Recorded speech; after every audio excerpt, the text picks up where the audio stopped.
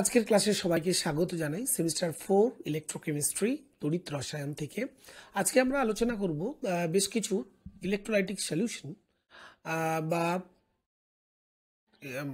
আমরা বলতে পারি যে তড়িৎ বিশ্লেষের দ্রবণ, যেগুলোর আসলে তড়িৎ বিশ্লেষণের মাধ্যমে কি কি প্রোডাক্ট ক্যাথোডে বা অ্যানোডে উৎপন্ন হয়। তোমরা ক্লাস 10-এ কয়েকটা মাত্র জেনেছো, এখানে আরও লার্জ স্কেলে মানে আরও অনেক বেশি উদাহরণ জানবো এবং তার সঠিক এক্সপ্লানেশন বা তার সঠিক ব্যাখ্যাগুলো আমরা জানবো।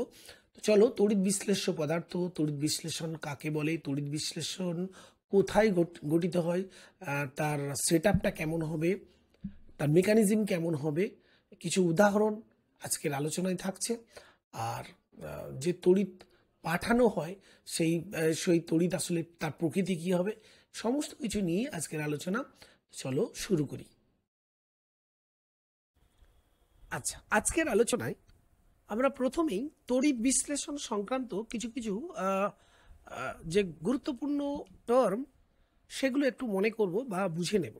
তো প্রথমেই দেখো, আমরা আলোচনা করব যে তড়িৎ বিশ্লেষণ, যেটা আমরা ক্লাস 10-এ অলরেডি পড়েছি।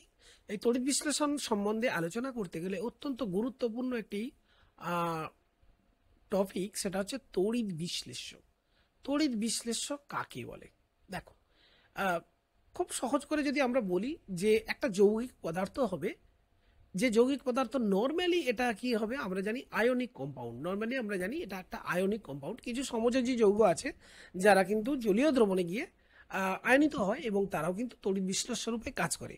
তাহলে যৌগিক পদার্থ যারা গলিত অবস্থায় বা জলে দ্রবীভূত অবস্থায় কি করে, তারা আয়নসে, বিপরীত আয়নসে অর্থাৎ ক্যাটায়ন এবং অ্যানায়নসে কি হয়, বিয়োজিত হয় এবং তারা তড়িৎ পরিবহনের মাধ্যমে কি করে না, রেসপেক্টিভ যে ইলেকট্রোড, আমরা যখন তড়িৎ বিশ্লেষণ করি যে ইলেকট্রোড একটা পজিটিভ হয় একটা নেগেটিভ হয়, সেখানে কি করে নতুন কিছু পদার্থ মুক্ত করে। সেটা মৌলিক হতে পারে, যৌগিক হতে পারে বা কোনো আয়নীয় পদার্থ হতে পারে। তো সেই যে প্রক্রিয়া, এই যে প্রক্রিয়া, এই প্রক্রিয়াটা হচ্ছে তড়িৎ বিশ্লেষণ। এবং যে পদার্থের দ্বারা এই তড়িৎ বিশ্লেষণটা ঘটলো সেইটাকেই আমরা বলছি তড়িৎ বিশ্লেষণ।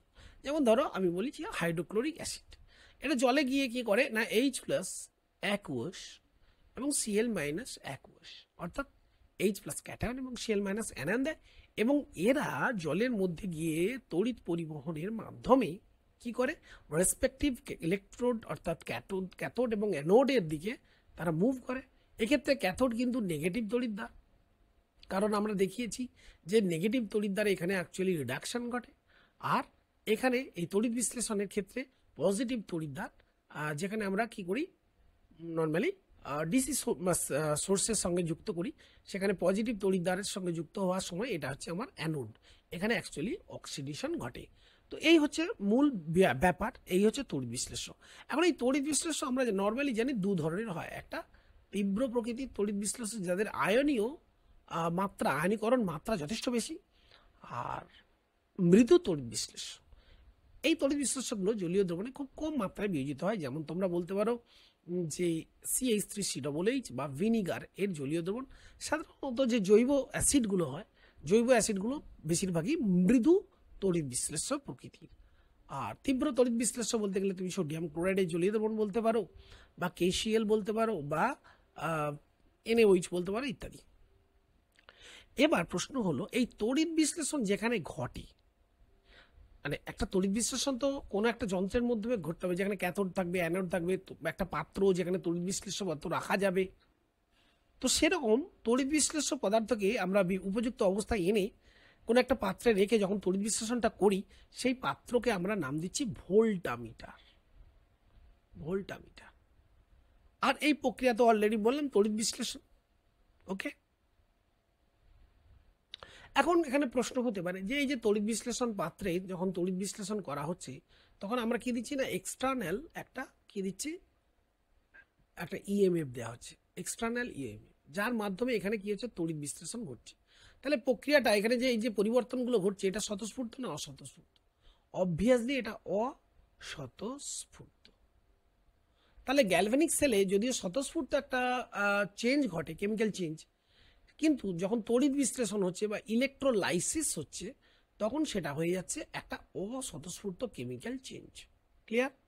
তো এটা আমরা মনে রাখবো, এটা অবভিয়াসলি একটা অস্বতঃস্ফূর্ত রাসায়নিক বিক্রিয়া, যেটাকে আমরা রেডক্স রিয়াকশনও বলতে পারি, কারণ রিডাকশন এবং অক্সিডেশন দুটোই সাইমালটেনিয়াসলি এই এক্সটার্নাল ইএমএফ এর দ্বারাই সংগঠিত হয়।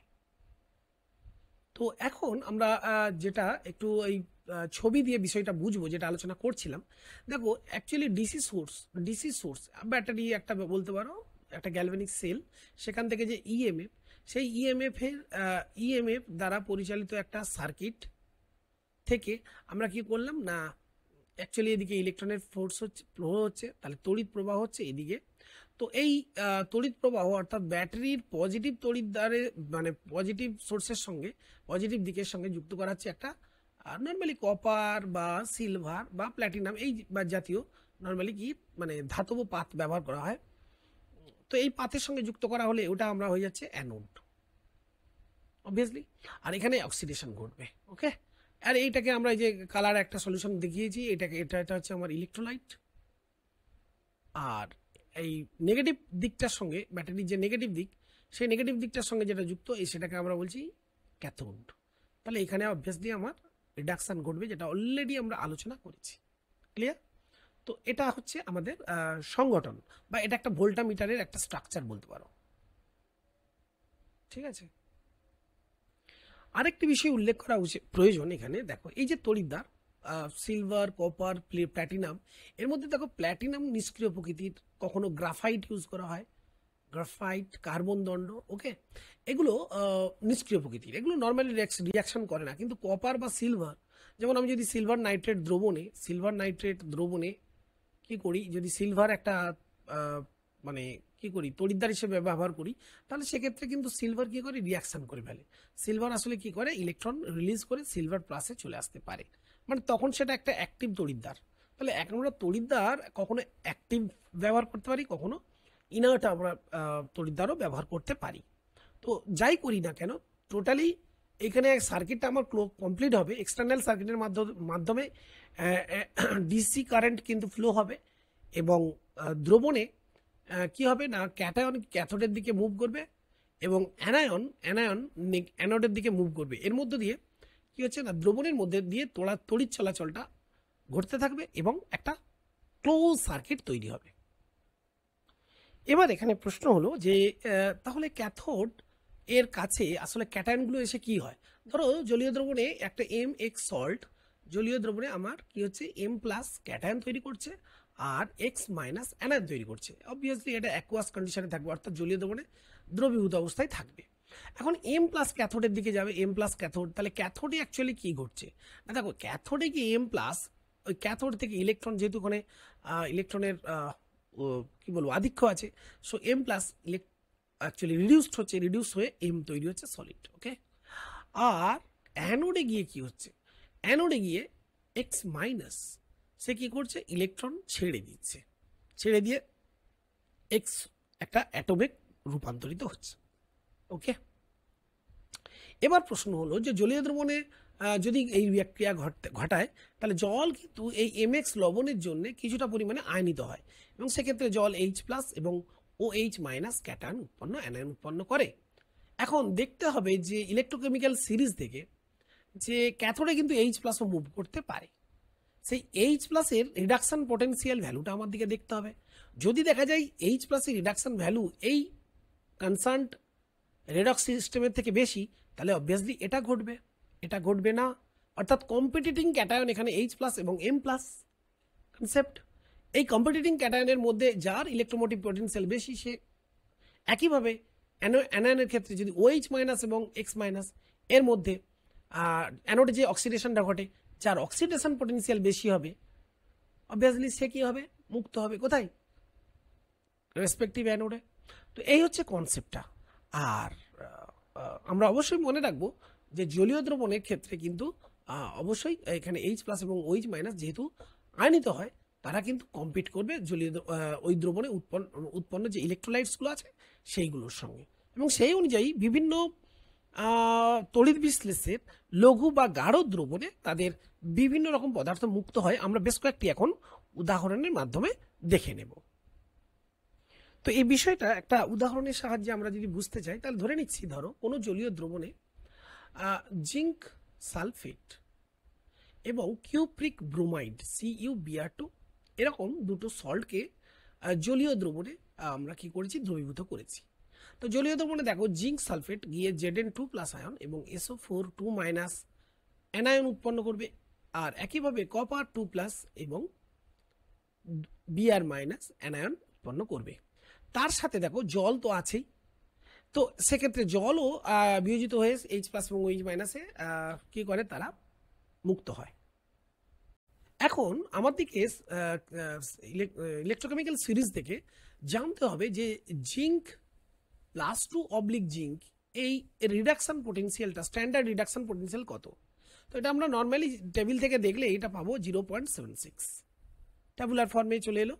আর E0 অফ Cu+2 এর ভ্যালুটা +0.34। তাহলে এই দুজন যদি কম্পিটিটিং আয়নস হয়, অবভিয়াসলি আমরা দেখতে পাচ্ছি রিডাকশন পোটেনশিয়াল বেশি কপার +2 সিস্টেমের, মানে এই রেডক্স কাপলের বেশি, তাহলে অবভিয়াসলি এটা মুক্ত হবে। এখানে আর একটা বিষয় বলবো, দেখো জলও কিন্তু জল রিডিউসড হয়ে তৈরি করে কি না H2 গ্যাস এবং OH-। তাহলে সেক্ষেত্রে ও রিডাকশন পোটেনশিয়ালটাও আমাদেরকে দেখতে হবে। E0 রিডাকশন ভ্যালুটা কত না -0.83। তো এই ভ্যালুটা অবভিয়াসলি এদের থেকে সবচেয়ে কম, কাজেই জল এক্ষেত্রে রিডিউসড হবে না। তাহলে আবার যদি কোনো ক্যাথোড থাকে, ক্যাথোড থাকে, তো ক্যাথোডে যে রিয়াকশনটা ঘটবে, ক্যাথোডে কী হবে, রিডাকশন ঘটবে। তো রিডাকশনটা অ্যাকচুয়ালি কী হবে না কপার +2 এর মধ্যে কপারে ডিপোজিট হবে, তার মানে এখানে ক্যাথোডে কী হবে, কপার ডিপোজিশন ঘটবে, জিঙ্ক দ্রবণে রয়ে যাবে এবং জল অ্যাজ ইনট্যাক্ট দ্রবণে রয়ে যাবে। চলে এলো অ্যানায়নের ব্যাপার, এটা হলো ক্যাথোডে হলো। এবার চলে আসি অ্যানোড। অ্যানোডে দেখো মুভ করবে কে বলো তো, Br- মুভ করবে এবং সালফেট -2- মুভ করবে, কিন্তু আমার দিকে জানতে হবে কার অক্সিডেশন পোটেনশিয়াল ভ্যালুটা বেশি। তো এখানে আমি যদি স্ট্যান্ডার্ড রিডাকশন পোটেনশিয়াল ভ্যালুটা লিখি, দেখো Br2/Br-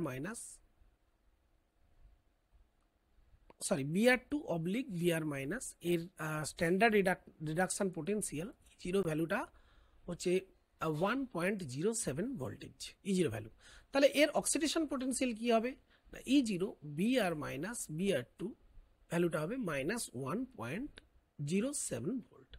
একইভাবে E0 অফ এই যে সালফেট কি হয়, S2O8- কনভার্ট হয়, তাহলে S2O8- SO4 এর রিডাকশন পোটেনশিয়াল ভ্যালুটা হচ্ছে তোমার অ্যাপ্রক্সিমেটলি -2.00 ভোল্ট।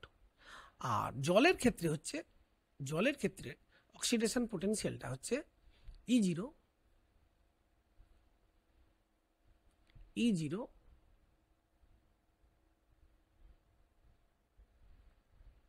O2/H2O এর অক্সিডেশন পোটেনশিয়াল -1.23 ভোল্ট।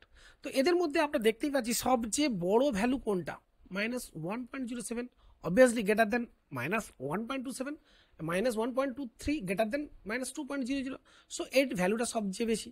তাহলে যেহেতু এই বেশিটা অক্সিডেশন পোটেনশিয়াল সবচেয়ে বেশি, তার মানে এর অক্সিডাইজড হওয়ার প্রবণতা বেশি। তাহলে দ্রবণে অবভিয়াসলি ব্রোমিন মাইনাস কি করবে, Br2-তে কনভার্টেড হবে। ওকে, তো এইভাবে আমরা বুঝতে পারবো যে কোনটা কম্পিট করবে দ্রবণে এবং কে আসলে মুক্ত হবে, সেটা নির্ভর করছে এই ইলেকট্রোকেমিক্যাল সিরিজে যে পোটেনশিয়াল ভ্যালুগুলো দেওয়া আছে সেই তার উপরেই আমরা কিন্তু এইটা হিসাব করতে পারবো। আচ্ছা, তড়িৎ বিশ্লেষণে আর যে কি কি পদার্থ মুক্ত হবে সেটা কিন্তু আরও একটি বিশেষ বিষয়ের উপর নির্ভর করে, সেটা হচ্ছে ওভার ভোল্টেজ। এখন তোমাদের প্রশ্ন হবে যে এই ওভার ভোল্টেজ ব্যাপারটা কি। ওভার ভোল্টেজ দেখো খুব সহজ করে বললে ভোল্টেজ, ওভার ভোল্টেজ, খুব সহজ করে বললে দেখো আমি একটা উদাহরণ দিয়েই বলি। সোডিয়াম ক্লোরাইড জলীয় দ্রবণ, এর তড়িৎ বিশ্লেষণ করলে দেখো জলীয় দ্রবণে নর্মালি কি হওয়া উচিত না স্যার Na+, আর জল বিয়োজিত হয়ে H+, Cl- এবং জল থেকে বিয়োজিত হয়ে OH-, এই চারটি আয়ন এর মধ্যে নর্মালি H+ বা সোডিয়াম প্লাস এরা কম্পিট করবে এবং Cl- OH- কম্পিট করবে। তো এখানে সাধারণভাবেই প্রশ্ন হলো যে সোডিয়াম প্লাস আর এইচ প্লাসের মধ্যে কে মুক্ত হবে। তাহলে সেটা বুঝতে গেলে আমাদেরকে কি করতে হবে না, রিডাকশন পোটেনশিয়াল ভ্যালুটা বিচার করতে হবে। দেখো reduction potential value Na plus oblique Na, এই ভ্যালুটা আমি লিখছি। আর E0 স্ট্যান্ডার্ড, এগুলো standard reduction potential H plus oblique half H2, এই ভ্যালুটা আমরা জানি 0.000 ভোল্ট। আর Na প্লাসের ক্ষেত্রে সেটা মাইনাস 2.71। তাহলে দেখো প্রত্যাশিতভাবে এই ভ্যালুটা বেশি, তাহলে প্রত্যাশিতভাবে হাইড্রোজেন গ্যাস মুক্ত হবে এবং বাস্তবে তাই হয়। কিন্তু মানে মানে অ্যানোডে, আমরা ক্যাথোডে বলছি না, এর ক্যাথোডে তো এটা গেল, এটা হাইড্রোজেন মুক্ত হলো, প্রত্যাশিত ভ্যালু তোমরা দেখতে পাচ্ছ যে রিডাকশন পোটেনশিয়াল ভ্যালুটা হাইড্রোজেনের ক্ষেত্রে বেশি, H plus oblique H half H2 ক্ষেত্রে বেশি, অবভিয়াসলি এটা মুক্ত হচ্ছে। কিন্তু অ্যানোডে কি হবে? তোমাদের অ্যানোডে তোমরা বলবে যে অ্যানোডের ক্ষেত্রেও একইভাবে আমরা আর অক্সিডেশন পোটেনশিয়াল ভ্যালু দিয়ে বিচার করব, এবং সেটা করতে গিয়ে দেখো আমি E0 Cl minus oblique half Cl2 এই ভ্যালুটা লিখছি, এবং E0 standard reduction potential of H2O oblique OH minus এর রিডাকশন পোটেনশিয়ালটাও আমি লিখছি। এই ক্লোরিনের ক্ষেত্রে এই ভ্যালুটা হচ্ছে 1.36, এটা হচ্ছে রিডাকশন পোটেনশিয়াল, আর এর ক্ষেত্রে হচ্ছে 0.40। তাহলে এটাকে আমরা যখনই অক্সিডেশন পোটেনশিয়াল নিয়ে যাবো, এটা হবে মাইনাস, এটা হবে মাইনাস। তাহলে এবার দেখো এই মানে H2 অবলিক OH মাইনাস, অর্থাৎ এক্ষেত্রে জলের যে অক্সিডেশন হবে, জলের অক্সিডেশনে নর্মালি কি হয়, অক্সিজেন এবং OH মাইনাস উৎপন্ন হয়। তো জলের অক্সিডেশনের ক্ষেত্রে এই ভ্যালুটা দেখো বেশি, তাহলে যেহেতু এখানে অক্সিডেশন পোটেনশিয়াল বেশি, তাহলে নর্মালি দ্রবণে কি হওয়া উচিত না, O2 গ্যাস নর্মালি মুক্ত হওয়া উচিত, কিন্তু বাস্তবে ক্লোরিন গ্যাস মুক্ত হয়। এটাকে এক্সপ্লেন করা হচ্ছে ওভার ভোল্টেজ দিয়ে। কি হয় না, দেখো যখন এখানে এই যে অ্যানোড মানে কি আছে এখানে, আমি অ্যানোডে মনে করো প্ল্যাটিনাম ব্যবহার করছি। তো যখনই ক্লোরিন গ্যাস এদিকে মুভ করবে, সো ক্লোরিন গ্যাসগুলো কী হবে বলতো, যখনই ক্লোরিন মাইনাস থেকে ক্লোরিন গ্যাসের অক্সিডাইজ হবে, সে কী করবে, এইরকম করে ঘিরে ফেলবে, তাই না? অর্থাৎ এই রিলিজড হওয়াটা 2Cl মাইনাস থেকে Cl মাইনাস এইটা ঘিরে ফেলবে। এখন ঘিরে ফেললে কি হবে বলো তো, অর্থাৎ এই প্রসেসটা যদি কুইক হয় তাহলে এবং এবং এই এই এই ক্লোরিন গ্যাসকে তো এখানে মুক্ত হতে হবে, এই ক্লোরিন গ্যাস এখান থেকে কি করবে, এইখান থেকে রিলিজড হয়ে যাবে, বেরিয়ে যাওয়ার চেষ্টা করবে। কিন্তু রিলিজড হওয়ার যে রেট, সেই রেটের থেকে যদি প্রোডাকশন রেটটা বেশি হয়, তাহলে কি বলতো, এখানে একটা লেয়ার পুরো ঘিরে ফেলবে। তাহলে ফার্দার এই Cl মাইনাস থেকে Cl2 গ্যাস উৎপন্ন হতে একটা বাধা সৃষ্টি হবে। এই বাধাকে অতিক্রম করার জন্য বাইরে থেকে কি করা হয়, একটি এক্সট্রা ভোল্টেজ অ্যাপ্লাই করতে হয়। এই এক্সট্রা ভোল্টেজ কি করে না, এই Cl মাইনাস থেকে Cl2 প্রোডাকশনের যে রেট এবং ক্লোরিন গ্যাস উৎপন্ন হওয়ার পর অ্যানোডে মুক্ত হওয়ার যে রেট, সেই রেটটাকেই বাড়িয়ে দেয়। সেই রেটটা বাড়িয়ে দেওয়ার ফলে কি হয়, এই যে লেয়ার প্রোডাকশন সেটা বন্ধ হয়, এবং তার জন্যই এক্সট্রা ভোল্টেজের প্রয়োজন হয়। এটাই হলো ওভার ভোল্টেজ। এখন দেখা গেছে যে এই অক্সিজেন উৎপন্ন হলে, অক্সিজেনের ক্ষেত্রে যে ওভার ভোল্টেজ, সেই ভ্যালুটা ক্লোরিনের থেকে অনেক অনেক বেশি। তাই সাধারণভাবে যে অ্যাপ্লায়েড ভোল্টেজ, সেই অ্যাপ্লায়েড ভোল্টেজে দ্রুত ক্লোরিন গ্যাস উৎপন্ন হলেও, অর্থাৎ ক্লোরিন দ্রুত মুক্ত হতে পারে কার তুলনায়, অক্সিজেনের তুলনায় দেখা গেছে, সে কারণে ক্লোরিনের উৎপাদনটা এক্ষেত্রে হয়, অক্সিজেনটা ব্যাহত হয়, যেহেতু অক্সিজেনের ক্ষেত্রে প্রোডাকশনের ক্ষেত্রে ওভার ভোল্টেজটা বেশি। রিয়াকশনটা লিখে দিই। তাহলে এটাই বলতে চাইছি যে মানে জলীয় দ্রবণে OH মাইনাস এবং Cl মাইনাস এই দুটি কম্পিট করবে, এবং এটা মুক্ত হতে গেলে যে ভোল্টেজের প্রয়োজন সেটা অনেকটা বেশি, ওভার ভোল্টেজ এর প্রয়োজন। সেটা যদি দ্রবণে না অ্যাপ্লাই করা হয়, তাহলে দ্রবণে কি হচ্ছে না, নর্মালি এই Cl মাইনাস থেকে Cl2 মুক্ত হওয়ার ক্ষেত্রে যে ওভার ভোল্টেজ সেটা কম হওয়ার কারণে দ্রুত ক্লোরিন প্রোডাকশন হবে, এবং দ্রবণে 4OH মাইনাস, অর্থাৎ দ্রবণে OH মাইনাসটা রয়ে যাবে। অর্থাৎ দ্রবণে এদিক থেকে ক্যাটায়ন সোডিয়াম প্লাস রয়ে যাবে এবং OH মাইনাস রয়ে যাবে, ফলে জলীয় দ্রবণের ক্ষারীয় প্রকৃতির হতে থাকবে এবং জলীয় দ্রবণে রেসপেক্টিভ ক্যাথোডে মুক্ত হচ্ছে হাইড্রোজেন এবং অ্যানোডে মুক্ত হচ্ছে ক্লোরিন। এর ফলে আমাদের যে প্রেডিকশন, সেই প্রেডিকশনটা কিন্তু এই ওভার ভোল্টেজের জন্য চেঞ্জ হয়ে গেল। সুতরাং ওভার ভোল্টেজ হলো একটা ফ্যাক্টর যা কিন্তু বলে দিচ্ছে যে কি উৎপাদন হবে। আচ্ছা, এবার যেটা আমরা আলোচনা করব, দেখো তড়িৎদ্বারের প্রকৃতি। দেখো তড়িৎদ্বারের প্রকৃতি যদি ডিফারেন্ট হয় তাহলে সেক্ষেত্রে আমরা দেখেছি যে তড়িৎদ্বারে মুক্ত পদার্থগুলির আলাদা হতে পারে। যেমন ধরো কপার সালফেট এর তড়িৎ বিশ্লেষণ, আমরা যদি কপার ক্যাথোড এবং কপার অ্যানোড ইউজ করি তাহলে সেক্ষেত্রে যে পদার্থ মুক্ত হয় আর সেক্ষেত্রে কী হয়, কপার অ্যানোডটা ধীরে ধীরে ক্ষয় হয় এবং কপার ক্যাথোডটা মোটা হয়। অর্থাৎ কপার এখানে ডিপোজিটেড হয় আর কপার এখানে ক্ষয় হয়। তো কিন্তু সেক্ষেত্রে যদি প্ল্যাটিনাম ইউজ করি তাহলে সেক্ষেত্রে কি হয়, সেক্ষেত্রে অ্যাকচুয়ালি কপার সালফেট জলীয় দ্রবণ থেকে হাইড্রোজেন অক্সিজেন উৎপন্ন হয়। সুতরাং তড়িৎদ্বারের প্রকৃতি যদি ডিফারেন্ট হয় তাহলে তড়িৎদ্বারে মুক্ত পদার্থের পরিমাণ বা তড়িৎদ্বারে মুক্ত পদার্থের যে চরিত্র সেগুলো বদলে যায়। এখন আমরা তড়িৎ বিশ্লেষণের কতগুলো এরকম বেশ কিছু উদাহরণ দেখে নেব, আসলে কি ধরনের তড়িৎদ্বার ব্যবহার করলে বা কি ধরনের ইলেকট্রোলাইটস ইউজ করলে কি ধরনের পদার্থ উৎপন্ন হয়। তো প্রথমেই আমরা জলের তড়িৎ বিশ্লেষণ বিষয়টাকে একটু আলোচনা করব। Electrolysis of water. তোমরা ক্লাস 8-এ বা 10-এও পড়েছো যে ইলেকট্রোলাইসিস অফ ওয়াটার করতে গেলে কিন্তু বিশুদ্ধ জলে তড়িৎ বিশ্লেষণ সম্ভব নয়। তাতে কি করতে হয়, কোনো একটা ইলেকট্রোলাইট যোগ্য, তাই ধরা যাক সোডিয়াম ক্লোরাইড হতে পারে অথবা হতে পারে কোনো একটা স্ট্রং অ্যাসিড, ধরো HCl বা H2SO4 ইত্যাদি, বা কোনো একটা বেসও আমরা ইউজ করতে পারি, ধরো NaOH। ওকে, এবার প্রশ্ন হলো যে স্যার ক্যাথোডে এবং অ্যানোডে রিয়াকশনটা কি হবে। দেখো ক্যাথোডে কি হবে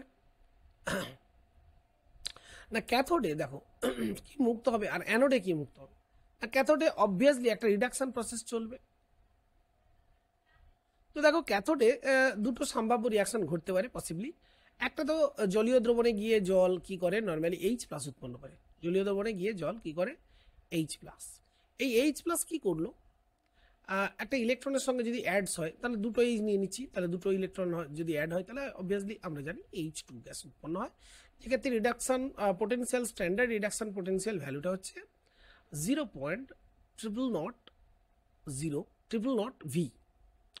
আর একটা পসিবিলিটি হতে পারে, দেখো H2O অ্যাজ লিকুইড, সে কি করতে পারে, একটা ইলেকট্রন অ্যাকসেপ্ট করে তৈরি করতে পারে OH- আর হাফ H2 গ্যাস।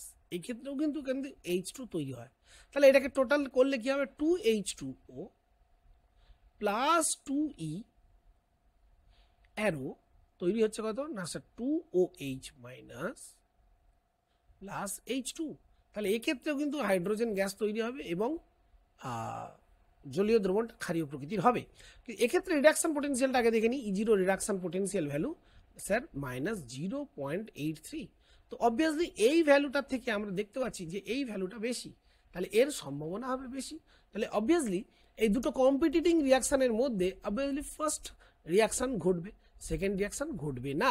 তাহলে ক্যাথোডে তৈরি হবে কি না, হাইড্রোজেন গ্যাস, এবং আর কোনো কিছু নয়, জাস্ট হাইড্রোজেন গ্যাস ইভলভ করে যাবে। এখন যদি ধরে নিই যে জলীয় দ্রবণে আমরা ইলেকট্রোলাইসিস অফ ওয়াটার করার জন্য মানে কয়েক ফোঁটা আমরা সালফিউরিক অ্যাসিড যোগ করেছিলাম, তাহলে সেক্ষেত্রে দেখো H+ তো দ্রবণে যেমন আছে তেমন দ্রবণে SO4- 2- সেটাও কিন্তু অ্যাভেলেবল হবে এবং সেটাও কিন্তু অ্যানোডের দিকে হ্রাস করবে, মানে ধাবিত হবে, এবং সে আসলে কি করবে, H2O8 এরকম 2- একটা অ্যানায়ন প্রডিউস করবে এবং অ্যাকচুয়ালি জারিত হবে। এবং এই ক্ষেত্রে দেখা গেছে অক্সিডেশন পোটেনশিয়াল ভ্যালুটা -2.0। আর জলের ক্ষেত্রে জল নিজে অক্সিডাইজড হতে পারে কি দিয়ে, অক্সিজেনে। এখান থেকে আমি লিখবো half O2 plus twice H+ plus 2E। সেক্ষেত্রে জলের ক্ষেত্রে দেখা গেছে E0 অক্সিডেশন পোটেনশিয়ালটা -1.23। তাহলে এখানে আমরা দেখছি অক্সিডেশন পোটেনশিয়াল কার বেশি, -20 না -1.23।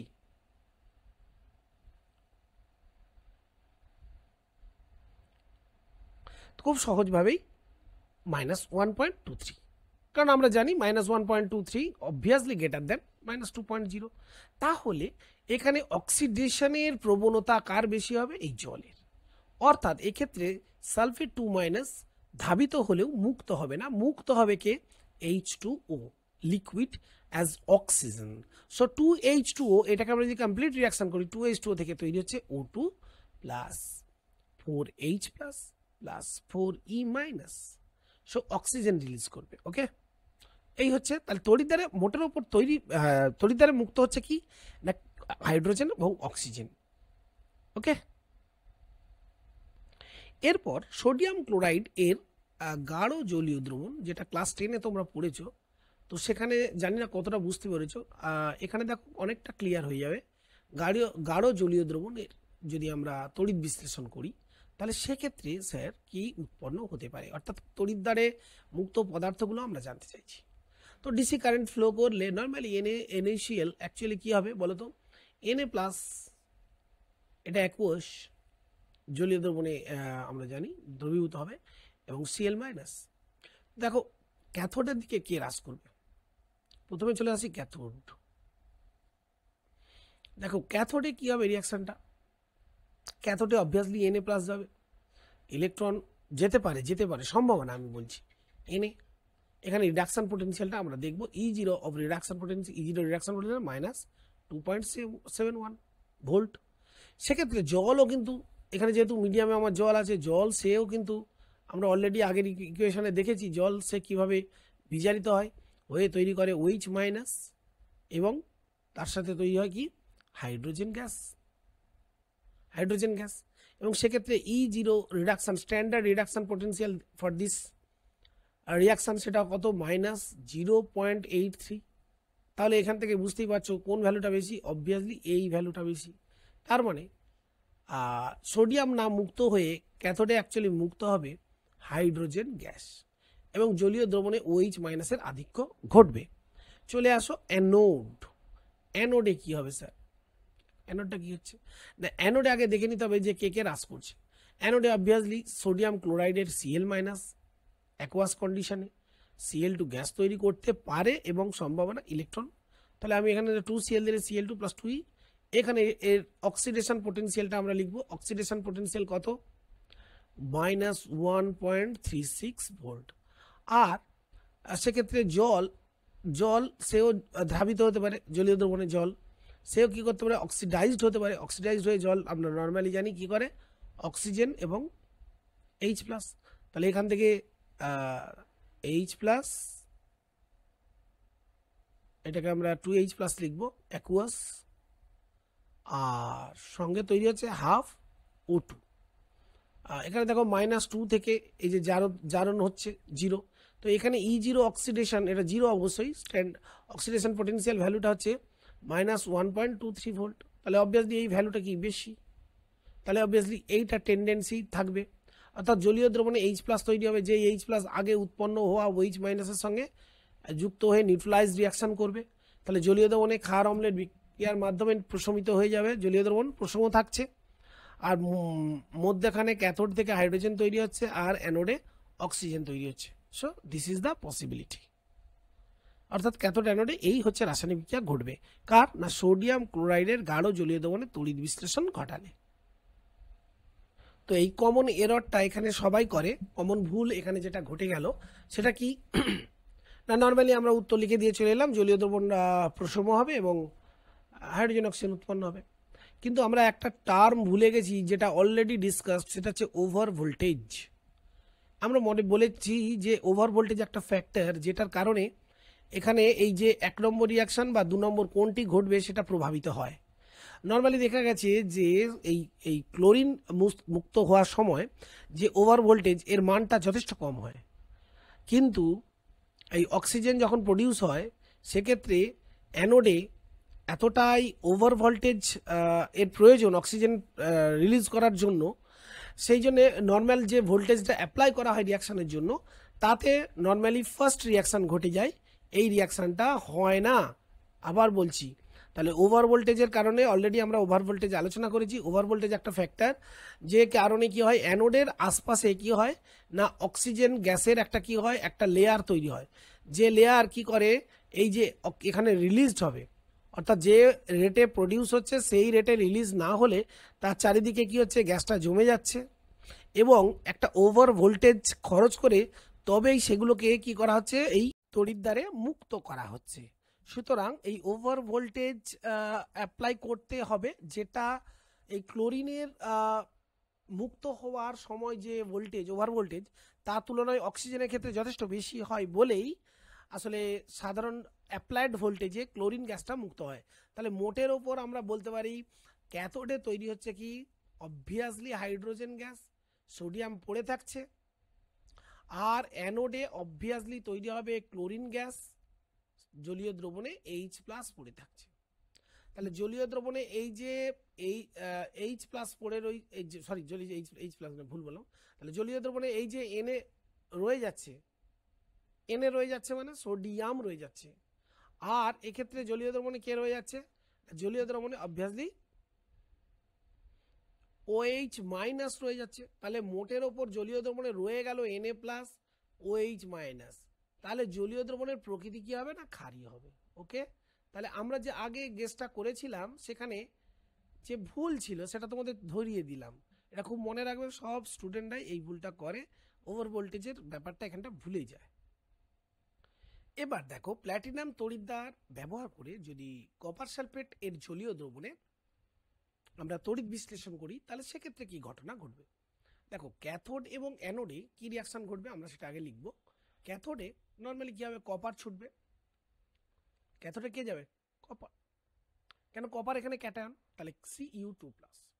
তো Cu2+ এখানে হ্রাস করলো, ধাবিত হলো, দুটো ইলেকট্রন অ্যাবজর্ব মানে অ্যাকসেপ্ট করে কপার সলিড হবে, মুক্ত হতে পারে। এখন দেখতে হবে স্ট্যান্ডার্ড রিডাকশন পোটেনশিয়াল বলছে যে 0.34 ভোল্ট হচ্ছে পজিটিভ। সেক্ষেত্রে জলও কিন্তু বিজারিত হতে পারে, অলরেডি আমরা যেমন শিখেছি +2E, সে জল বিজারিত আমরা জানি হাইড্রোজেন গ্যাস। এখন বিজারণ কেন না, এখানে দেখো A+1 থেকে 0 দুটো ইলেকট্রন অ্যাবজর্ব করে এখানে তৈরি হচ্ছে 2H মাইনাস। দেখো দুটো নেগেটিভ বামদান মিলে গেল। জারণ সংখ্যাটা কিন্তু আধার নয়। তো তাহলে এক্ষেত্রে E0 রিয়াকশন পোটেনশিয়াল ভ্যালুটা একটু দেখে নিই না, এটা আমরা অলরেডি আলোচনা করেছি, সেটা -0.83। তো এটা যেহেতু বেশি, তাহলে এর পসিবিলিটি বেশি এবং এই তড়িৎদ্বারে আসলে এই 1 নম্বর রিয়াকশনটাই ঘটবে, 2 নম্বরটা ঘটবে না। এবার চলে আসি অ্যানোড। অ্যানোডে দুটো সম্ভাবনা আছে, একটা SO4 2- সে কি করতে পারে না স্যার, অক্সিডাইজড হয়ে H2O8 2- হতে পারে। তো সেক্ষেত্রে E0 অক্সিডেশন পোটেনশিয়াল ভ্যালু আমরা জানি -2.0 ভোল্ট। আর একটা ঘটতে পারে, জল সে কি করতে পারে না, সে অক্সিজেনে মুক্ত হতে পারে, মানে অক্সিজেনে অ্যাকচুয়ালি কি জল, সরি এইটা লেখাটা ভুল হলো, H2O জল কি করতে পারে, এখানে -2 ছিল, 0-তে মুক্ত হলো, অর্থাৎ এখানে জারিত হলো, প্লাস এখানে তৈরি হচ্ছে H+। কটা H+ হবে, জল তো, তাহলে এখানটা ½ O2 করতে হবে, আর এখানে 2H+ হবে। তো এক্ষেত্রে E0 অক্সিডেশন পোটেনশিয়াল ভ্যালুটা কত না, এটা হচ্ছে -1.23 ভোল্ট। তো অবভিয়াসলি এই ভ্যালুটা তো আমার বেশি, তাহলে এই রিয়াকশনটা ঘটবে, অর্থাৎ জল নিজে বিশ্লিষ্ট হয়ে অক্সিজেন প্রডিউস করবে এবং হাইড্রোজেন প্লাস আয়ন দেবে জলীয় দ্রবণে। তাহলে ওভারঅল কি হচ্ছে, ক্যাথোডে তৈরি হচ্ছে কপার, ক্যাথোডে কপার ডিপোজিট হচ্ছে, আর অ্যানোডে তৈরি হচ্ছে অক্সিজেন এবং জলীয় দ্রবণে H+। এই H+ কি করবে, জলীয় দ্রবণে অলরেডি রয়ে যাচ্ছে SO4, তাহলে জলীয় দ্রবণে H+ আর SO4 এই আয়নগুলো থাকার কারণে মানে জলীয় দ্রবণটা তো আয়নীয় প্রকৃতির হচ্ছে, ভালো তড়িৎ পরিবাহী হবে, এবং জলীয় দ্রবণে H+ থাকার কারণে এটা কি হবে, আম্লিকও হবে। তাহলে আম্লিক নেচার হবে, কি নেচার, আম্লিক, আম্লিক। ওকে, তাহলে জলীয় দ্রবণে কপার সালফেটের তড়িৎ বিশ্লেষণ করে জলীয় দ্রবণ কি আম্লিক। তো সে কারণেই কেউ যদি এই কপার সালফেট জমিতে সার হিসেবে ব্যবহার করে, তাহলে জমিতে কি হবে, জমির আর্দ্র বিশ্লেষণেও সেক্ষেত্রে আমরা দেখেছি যে জলীয় দ্রবণ আম্লিক হয়। তো সেটা আর্দ্র বিশ্লেষণ সংক্রান্ত প্রশ্ন, আলাদা প্রশ্ন, তো তো এখানে যদি বলা হয় প্ল্যাটিনাম তড়িৎদ্বারের সহযোগে কপার সালফেটের জলীয় দ্রবণ, তো সেক্ষেত্রে জলীয় দ্রবণের প্রকৃতি আম্লিক হবে এবং কপারে এই ক্যাথোডে কপার ডিপোজিট হবে এবং অ্যানোডে অক্সিজেন রিলিজ করবে। নেক্সট আমরা যদি এরকম ভাবি যে কপার ক্যাথোড এবং কপারই আমার অ্যানোড, অর্থাৎ কপার সিইউ তড়িৎদ্বার ব্যবহার করে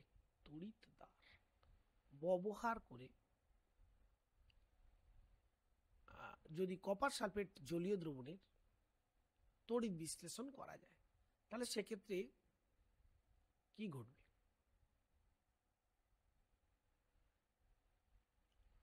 দেখো এটা বিশ্লেষণ ওকে, খুবই সহজ ব্যাপার, একটুখানি আমরা ভেবে নিই যে কি ঘটবে। দেখো ক্যাথোডে, নর্মালি ক্যাথোডে সে আগের মতোই বিক্রিয়াটা ঘটবে। ক্যাথোডে কি স্যার, কপার 2+ ইলেকট্রন অ্যাকসেপ্ট করে হতে পারে কপার সলিড, এবং যে ক্ষেত্রে E0 রিডাকশন পোটেনশিয়াল ভ্যালুটা নিশ্চিত করছে +0.34 ভোল্ট। আর H2O সেক্ষেত্রে যদি রিডিউসড হলে কি হচ্ছে, হাইড্রোজেন গ্যাস। তো সেক্ষেত্রে রিডাকশন পোটেনশিয়াল ভ্যালুটা আমরা জানি, E0 রিডাকশন পোটেনশিয়াল ভ্যালুটা -0.83 ভোল্ট। অবভিয়াসলি আমরা জানি এটা অনেকটাই বেশি, 0.34। সব ফার্স্ট রিয়াকশনটা ঘটবে, দ্বিতীয় রিয়াকশনটা ঘটবে না ক্যাথোডে। তাহলে কপার ক্যাথোডে ডিপোজিট হবে, তাহলে যেহেতু কপার আমি তড়িৎদ্বার ব্যবহার করছি, জাস্ট কপার পাতটা কি হবে, মোটা হতে থাকবে বা পুরু হতে থাকবে।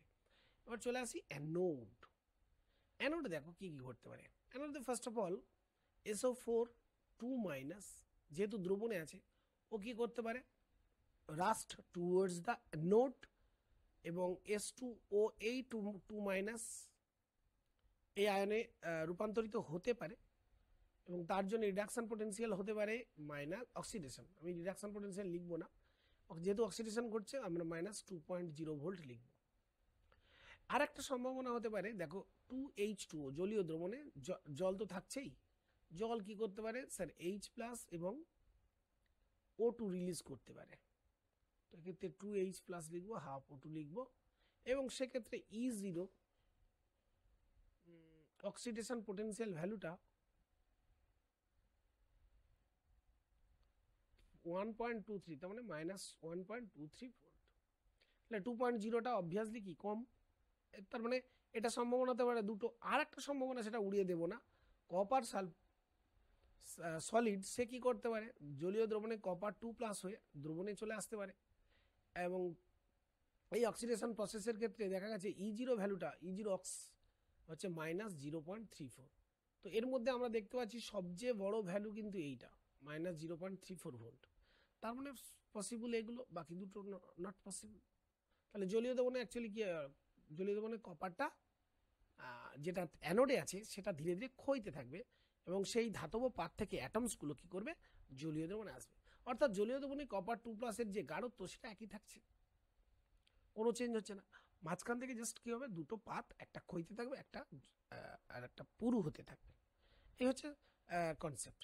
তো আশা করি তোমরা বেশ কতগুলো উদাহরণের মাধ্যমে, রিডাকশন পোটেনশিয়ালের মাধ্যমে তোমরা বুঝতে পারছো যে কোন রিয়াকশন ঘটবে আর কোন রিয়াকশন ঘটবে না। তো এরপর আমরা সিলভার নাইট্রেট দ্রবণের তড়িৎ বিশ্লেষণ আলোচনা করব প্ল্যাটিনাম তড়িৎদ্বার এর সাহায্যে, কিভাবে কি উৎপন্ন হয়। তো দেখো সিলভার নাইট্রেট জলীয় দ্রবণে গিয়ে অবভিয়াসলি সিলভার প্লাস আয়ন, সেটা তো ক্যাথোডে গিয়ে সিলভার সলিড মুক্ত করতেই পারে, একটা সম্ভাবনা আছেই। আর নর্মালি জলের ক্ষেত্রে আমরা জানি জল লিকুইড কন্ডিশনে থাকে, সে কি করতে পারে, জলীয় দ্রবণে গিয়ে ইলেকট্রন অ্যাকসেপ্ট করে কি করতে পারে, ক্যাথোড যেহেতু, ক্যাথোডে ইলেকট্রন অ্যাকসেপ্ট, জল থেকে কি করতে পারে, ইলেকট্রন অ্যাকসেপ্ট করে তৈরি করতে পারে হাইড্রোজেন গ্যাস এবং OH-,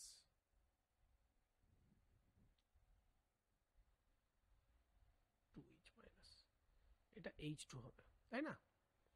তো তো এটাও সম্ভাবনা আছে। এখানে E0 আমাদের দিকে দেখতে হবে রিডাকশন পোটেনশিয়াল ভ্যালুটা, এখানে দেখতে হবে রিডাকশন পোটেনশিয়াল ভ্যালু।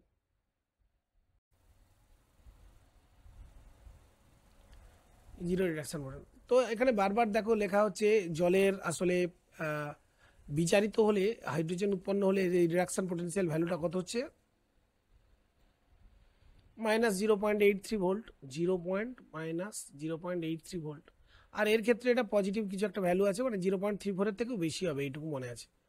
0.83 থেকেও 0.34-এর থেকেও একটা বেশি একটা পজিটিভ ভ্যালু। তো যেহেতু এটা বেশি, তাহলে এইটা সম্ভাবনা হবে ক্যাথোডে, তাহলে ক্যাথোডে জাস্ট Ag+ মুক্ত হবে। এবার চলে আসি অ্যানোডে। প্ল্যাটিনাম তড়িৎদ্বার, ক্যাথোড অ্যানোড আমি দুটোই কিন্তু প্ল্যাটিনাম, এটা বলিনি, এখানে আমাকে লিখে দিতে হবে এটাও প্ল্যাটিনাম, এটাও কিন্তু আমার প্ল্যাটিনাম, দুটোই তড়িৎদ্বার ব্যবহার করেছি। একইভাবে অ্যানোডে নর্মালি H2O কি করবে, লিকুইড কন্ডিশন থেকে লিকুইড কন্ডিশনে তৈরি করবে 4H+ এবং O2 গ্যাস রিলিজ করবে, O2 গ্যাস। হ্যাঁ, তাহলে এক্ষেত্রে দেখতে পাচ্ছি অ্যানোডে অক্সিডেশন ঘটছে এবং জল বিয়োজিত হয়ে জলীয় দ্রবণকে আম্লিক করবে, এবং জলে উৎপন্ন হওয়া এই জলে H+ অম্লত্ব রয়ে যাচ্ছে, উৎপন্ন হচ্ছে, অর্থাৎ অম্ল উৎপন্ন হচ্ছে জলে, তড়িৎ বিশ্লেষ্য ধীরে ধীরে আম্লিক হবে এবং জাস্ট সিলভার মুক্ত হবে ক্যাথোডে, আর অ্যানোডে কিন্তু অক্সিজেন মুক্ত হবে। আর ঠিক উল্টোটা কপারের মতোই, যদি সিলভার আমরা তড়িৎদ্বার ব্যবহার করতাম তাহলে অবভিয়াসলি একদিকে সিলভার পাত জমতো আর একদিকে সিলভার পাত কি হতো, ক্ষয়িত। কপারের মতোই সিমিলার একটা, মানে ক্যাথোডের সিলভার যে প্লেটটা সেটা ডিপোজিট হতো, মোটা হতো, পুরু হতে থাকতো, এবং অ্যানোডে জাস্ট ক্ষয়িতে থাকতো। এরপর আমরা যেটা আলোচনা করব সেটা হচ্ছে গলিত সোডিয়াম ক্লোরাইড দ্রবণের তড়িৎ বিশ্লেষণ। এখন গলিত সোডিয়াম ক্লোরাইড অর্থাৎ NaCl এর যদি তড়িৎ বিশ্লেষণ করা যায়, এবার প্রশ্ন হচ্ছে সোডিয়াম ক্লোরাইড গলিত অবস্থায় নিয়ে যাওয়ার পর সে কিভাবে আয়নিত হবে। অবভিয়াসলি Na+ আয়ন রূপে এবং Cl- ক্যাটায়ন anion রূপে থাকবে। তাহলে অবভিয়াসলি ক্যাথোডে এখানে কম্পিটিটিং কোনো ক্যাটায়ন নেই, অবভিয়াসলি সোডিয়াম ইলেকট্রন অ্যাকসেপ্ট করে সোডিয়াম অ্যাজ সলিড এটা রিডিউস হবে, আর ক্লোরিন ইলেকট্রন রিলিজ করে অ্যাকচুয়ালি ক্লোরিন গ্যাস রূপে মুক্ত হবে, এটা হচ্ছে অক্সিডেশন। এবার আমরা আলোচনা করব প্ল্যাটিনাম তড়িৎদ্বারের উপস্থিতিতে ধরো সোডিয়াম হাইড্রোক্সাইডের যে ডাইলিউট সলিউশন অর্থাৎ লঘু জলীয় দ্রবণ, সেই লঘু জলীয় দ্রবণের তড়িৎ বিশ্লেষণ করলে কি উৎপন্ন হবে। এখন দেখো সোডিয়াম হাইড্রোক্সাইড জলে গেলে জলে নর্মালি কি করবে বলতো, Na+ রূপে অ্যাকুয়াস কন্ডিশনে, মানে অ্যাকুয়াস জলীয় দ্রবণে Na+ এবং OH- রূপে ক্যাটায়ন anion ডিজলভ থাকবে। এবার দেখো সোডিয়াম প্লাস থেকে সোডিয়াম এই রিডাকশনের জন্য স্ট্যান্ডার্ড রিডাকশন পোটেনশিয়াল ভ্যালু হচ্ছে -2.71 ভোল্ট। সেখানে জল H2O সেটা যদি রিডিউসড হয়, তো আমরা জানি কি হয় না, নর্মালি হাফ H2 এইভাবে লিখি আমরা, গ্যাস প্লাস OH- মিডিয়াম তৈরি করে। তো জল সেক্ষেত্রে স্ট্যান্ডার্ড রিডাকশন পোটেনশিয়াল ভ্যালুটা দেখো -0.83 ভোল্ট। তো অবভিয়াসলি এই ভ্যালুটা তো অবভিয়াসলি বেশি, তাহলে সিম্পলি জল কি হবে, হাইড্রোজেন গ্যাস রূপে রিডিউসড হবে, ফার্স্ট স্টেপ। সেকেন্ড স্টেপে আমার দ্রবণে আছে কি বলতো OH-, অর্থাৎ এটা আমার গেল ক্যাথোডের রিয়াকশন। তাহলে ক্যাথোডে কি হবে, এটা ঘটলো না, এটা ঘটলো। আচ্ছা অ্যানোডে কি ঘটবে দেখো, অ্যানোডে কম্পিটিটিং অ্যানায়ন্স হচ্ছে আবার OH-, তো অবভিয়াসলি এইভাবে মুক্ত হতে পারে। এখন সেক্ষেত্রে OH- থেকে যে OH অ্যাকুয়াস কন্ডিশন থেকে এটা হয়, আবার এই OH কি করে অ্যাকচুয়ালি অক্সিজেন, এরকম 4টে OH থেকে তৈরি হচ্ছে কি বলতো, জল এবং অক্সিজেন।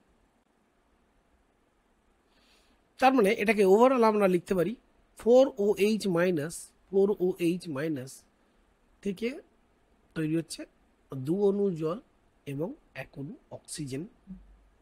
তো সেক্ষেত্রে স্ট্যান্ডার্ড রিডাকশন পোটেনশিয়াল ভ্যালুটা E0 রিডাকশন ভ্যালু হচ্ছে +0.40 ভোল্ট। অবভিয়াসলি অক্সিডেশন পোটেনশিয়াল দাঁড়াচ্ছে E0 অক্স হচ্ছে -0.40 ভোল্ট। অর্থাৎ জলীয় দ্রবণে OH মাইনাস যদি রিলিজড হতে চায় তাহলে সেক্ষেত্রে অক্সিডেশন পোটেনশিয়াল এই। এখন জল ইটসেলফ এটা যদি নিজে অক্সিডেশন হয় তো কি হয় আমরা জানি H+ আয়ন হয় এবং অক্সিজেন গ্যাস রিলিজ করে। এবং সেক্ষেত্রে E0 অক্সিডেশন ভ্যালুটা আমরা এটা অনেকবারই লিখেছি কত না -1.23।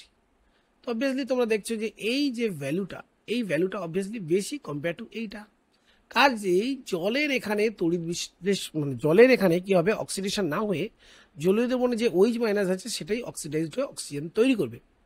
তাহলে ক্যাথোডে আমার তৈরি হচ্ছে হাইড্রোজেন, অ্যানোডে তৈরি হচ্ছে আমার অক্সিজেন। আর দ্রবণে কি রয়ে যাচ্ছে বলতো, দ্রবণে অ্যাজ ইউজুয়াল সোডিয়াম প্লাস রয়ে যাচ্ছে। সুতরাং জলীয় দ্রবণ যেমন কস্টিক সোডার জলীয় দ্রবণ যেমন ক্ষারীয় হয় সেরকমই হবে। মাঝখান থেকে কি হচ্ছে না আমার সিম্পলি হাইড্রোজেন এবং অক্সিজেনটা প্রডিউস হচ্ছে। নেক্সট, এবার মনে করো প্ল্যাটিনাম তড়িৎদ্বারের সাহায্যে আমরা তড়িৎ বিশ্লেষণ করব। তাহলে সেক্ষেত্রে মানে তড়িৎদ্বারটা আমরা ধরে নিচ্ছি আমার প্ল্যাটিনাম এবং জলীয় দ্রবণটা কি আছে না H2SO4। তো H2SO4 এটা যদি ডাইলিউট কন্ডিশন অর্থাৎ ডাইলিউট H2SO4 আমরা যদি ইউজ করি তাহলে জলীয় দ্রবণে অবভিয়াসলি 2H+ ক্যাটায়ন হচ্ছে এবং SO4 2- অ্যানায়ন্স হচ্ছে। আর প্ল্যাটিনাম অ্যাজ এখানে হচ্ছে আমার ক্যাথোড আর প্ল্যাটিনাম হচ্ছে আমার অ্যানোড। ওকে, তাহলে ক্যাথোডে অবভিয়াসলি কি হবে রিডাকশন ঘটবে। এবার দেখো এখানে H+ এখানে একটা কম্পিটিটিং অ্যানায়ন্স, তাহলে H+ যদি মুক্ত হতে চায় আমরা এটাকে ব্লু কালিতেই লিখি, H+ যদি মুক্ত হতে চায় একটা ইলেকট্রন অ্যাকসেপ্ট করে হাফ H2, এক্ষেত্রে দেখো রিডাকশন পোটেনশিয়াল যেটা আছে রিডাকশন ভ্যালুটা হচ্ছে আমরা জানি 0.0। আবার জল যদি কি হয় ইলেকট্রন অ্যাকসেপ্ট করে OH- plus half H2 gas release করে তাহলে সেক্ষেত্রে অবভিয়াসলি এটা হাইড্রোজেন। সেক্ষেত্রে দেখো E0 রিডাকশন পোটেনশিয়াল ভ্যালু হচ্ছে -0.83 ভোল্ট। এটা বারবারই আমরা লিখছি, এই ভ্যালুটা মনে রাখবো। তো অবভিয়াসলি যেহেতু এটা বেশি মান সেই জন্য হাইড্রোজেন গ্যাস রিলিজ করবে, তাহলে ক্যাথোডে হাইড্রোজেন হবে। এবার চলে আসি অ্যানোডে দেখো দুটো কেস হতে পারে, SO4 2- রিলিজ করে H2O8 2- প্লাস 2E, এটা রিডাকশন হতে পারে যেখানে E0 রিডাকশন পোটেনশিয়াল আছে +2.0 ভোল্ট, সেটাকে আমরা E0 অক্সিডেশনে নিয়ে গেলাম -2.0 ভোল্ট। আর একটা কন্ডিশন হতে পারে জল ইটসেলফ লিকুইড, সে কি করতে পারে বলতো H+ এবং অক্সিজেনে অক্সিজেন প্রডিউস করতে পারে। 2H+ লিখে দাও, এটা ভালো হবে, এবং হাফ O2 লিখে দাও। এবং সেক্ষেত্রে E0 oxidation potential obviously -1.23 volt. তো দেখতেই পাচ্ছি এই ভ্যালুটা বেশি, তার মানে এটা ফেভার করবে, এটা করবে না। তাহলে জলীয় দ্রবণে অ্যাজ ইটসেলফ সালফেট রয়ে যাচ্ছে। আর জলীয় দ্রবণ কি হবে, আর জলীয় দ্রবণে H+টা রিলিজ করে যাচ্ছে। তাহলে জলীয় দ্রবণে মোটের ওপর যে রিয়াকশনটা হচ্ছে ক্যাথোডে হাইড্রোজেন রিলিজ হচ্ছে আর অ্যানোডে অক্সিজেন রিলিজ হচ্ছে। তো এখানে একটা কোশ্চেন দেখো, এক্সেপশন দেখো, যদি এটা আমরা লঘু জলীয় দ্রবণ না ব্যবহার করে যদি আমরা 50% H2SO4 জলীয় দ্রবণ ইউজ করতাম তাহলে কি হতো। তাহলে দেখো সিম্পলি ক্যাথোডে যে রিয়াকশন যেটা হওয়ার অলরেডি ক্যাথোডে হাইড্রোজেন যেমন রিলিজ করার সেটা করতোই, ক্যাথোডে অর্থাৎ হাইড্রোজেন গ্যাস তৈরি হতো, সিম্পলি H+ ইলেকট্রন অ্যাকসেপ্ট করে H2 গ্যাস। ওকে, কিন্তু অ্যানোডে কি হতো বলতো, অ্যানোডে যেহেতু ওদের রিডাকশন অক্সিডেশন পোটেনশিয়ালের ডিফারেন্স খুব বেশি নেই, কিন্তু SO4 এর যেহেতু 2- এর গাঢ়ত্ব যথেষ্ট বেশি, সেই জন্যে ওখানে কি হতো অ্যানোডে গিয়ে আসলে H2O8 2- অ্যানায়ন তৈরি হতো এবং তার সাথে এইটার সাথে H+ অ্যাড হয়ে তৈরি করতো H2S2O8 অর্থাৎ পারডাই সালফিউরিক অ্যাসিড একটা উৎপন্ন হতো। তো এটা একটা আমাদের মনে রাখতে হবে যে যদি 50% H2SO4 এর জলীয় দ্রবণ ইউজ করা হয় তাহলে কিন্তু অ্যানোডের রিয়াকশনটা অ্যাডভার্স হবে, অর্থাৎ যেটা হওয়া উচিত যেটা না হয়ে আসলে গাঢ়ত্বের কারণে সালফেটটা রিলিজ করবে। তো আমরা তো বেশ কতগুলো তড়িৎ বিশ্লেষণ অর্থাৎ তড়িৎ বিশ্লেষণের দ্বারা তড়িৎ দ্বারা কি কি পদার্থ মুক্ত হতে পারে সেরকম তো জানলাম। তো এখন এই তড়িৎ বিশ্লেষণে খুব গুরুত্বপূর্ণ একটা পার্ট হচ্ছে যে এক্সটার্নালি আমরা এই তড়িৎ বিশ্লেষণ যে পাত্র এক্সটার্নালি আমরা কি করি না এই ক্যাথোড এবং অ্যানোডে আসলে ডিসি কারেন্টকে আমরা ফ্লো করাই। একটা ডিসি সোর্স থেকে ধরে নাও এদিকে আমার পজিটিভ এদিকে আমার নেগেটিভ, এদিকে আমরা কি করি অ্যাকচুয়ালি এই কারেন্টটাকে ফ্লো করাই। তো সেক্ষেত্রে আমরা অ্যাকচুয়ালি এখানে জানতে চাইছি যে এই যে ক্যাথোড আর এই যে অ্যানোড, সেই ক্যাথোড এবং অ্যানোডে আসলে কি পরিমাণ তড়িৎ প্রবাহ ঘটালে কি পরিমাণ পদার্থ মুক্ত হয়, তার মধ্যে কোনো ইন্টার রিলেশন বা আন্তঃসম্পর্ক আছে কিনা। তো দেখো তড়িৎ তড়িৎ প্রবাহের একক আমরা কি বলি, তড়িৎ প্রবাহ মাত্রার একক হচ্ছে আমরা জানি অ্যাম্পিয়ার, AMPERE, অ্যাম্পিয়ার। তো অ্যাম্পিয়ার কাকে বলে না, একক সময়ে যে পরিমাণ তড়িৎ প্রবাহ ঘটে সেটাকে বলা হচ্ছে প্রবাহ মাত্রা। এবং অ্যাম্পিয়ার মানে 1A যখন হবে তখন কি হতে হবে বলতো, কিউ সমান 1 হতে হবে, টি সমান 1 হতে হবে। অর্থাৎ একক সময়ে যদি 1 কুলম্ব তড়িৎ প্রবাহ ঘটে তাহলে সেক্ষেত্রে সেটাকে বলা হচ্ছে 1 অ্যাম্পিয়ার। তো পরীক্ষা করে দেখা গেছে যে 1 কুলম্ব তড়িৎ যদি পাঠানো হয় কোন সিলভার নাইট্রেট ধরো দ্রবণের মধ্য দিয়ে, তাহলে দেখা গেছে যে সিলভার নাইট্রেট দ্রবণের মধ্যে দিয়ে পাঠালে ক্যাথোডে সিলভার ডিপোজিট হয় সেটা কত না 0.0001118 গ্রাম। তাহলে আমরা তো এটা বলতেই পারি যে এত গ্রাম সিলভার নাইট্রেট দ্রবণ থেকে ডিপোজিট করে তাকেই বলবো 1 অ্যাম্পিয়ার তড়িৎ। অর্থাৎ উল্টোভাবেও তো বলা যেতে পারে যে এত গ্রাম ধাতব সিলভার নাইট্রেট দ্রবণের মধ্য দিয়ে চালনা করলে, ভুল বললাম, যে পরিমাণ তড়িৎ চালনা করলে এত গ্রাম আমার ধাতব সিলভার মুক্ত হয় সেটাই হচ্ছে 1 অ্যাম্পিয়ার। এবার তড়িৎ পরিমাণের একক আমরা কুলম জানি, আবার নর্মালি কুলম ইউজ করি। তো সেটা কুলমের সংজ্ঞা, তাহলে এখান থেকে 1 কুলম সমান কি আমরা বলতে 1 অ্যাম্পিয়ার সমান কি 1 কুলম বাই 1 সেকেন্ড। তাহলে এক্ষেত্রে আমরা যদি বলি যে পরিমাণ তড়িৎ পাঠালে এই পরিমাণ পদার্থ মুক্ত হয় সেটাই 1 কুলম। এবার ফ্যারাডের সংজ্ঞাটা কি দেখো, পরে আমরা জানবো ডব্লিউ সমান QE বাই এফ, এরকম একটা রিলেশন আছে যেখানে ই হচ্ছে রাসায়নিক তুল্যাঙ্ক, কিউ হচ্ছে তড়িৎ পরিমাণ, ডাব্লু যে পরিমাণ পদার্থ মুক্ত হয়। তো দেখো এফ আর কিউ সমান হবে কখন বলো তো, এফ আর ই সমান হবে কখন, যদি ডব্লু